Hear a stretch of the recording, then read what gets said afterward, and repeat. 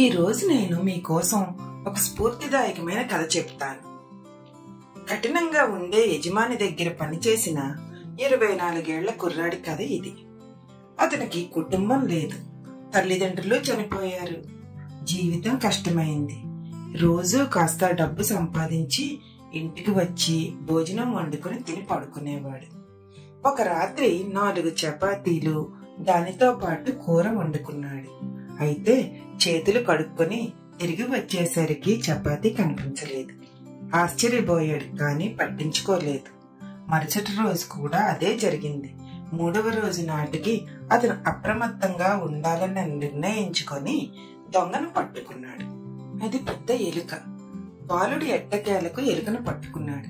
కానీ అతని ఆశ్చర్యానికి ఎలుక మాట్లాడింది. పూర్తి కథ కోసం క్రింద ఉన్న లింకును క్లిక్ చేయండి మరియు ఛానల్ను తప్పకుండా సబ్స్క్రైబ్ చేసుకోండి.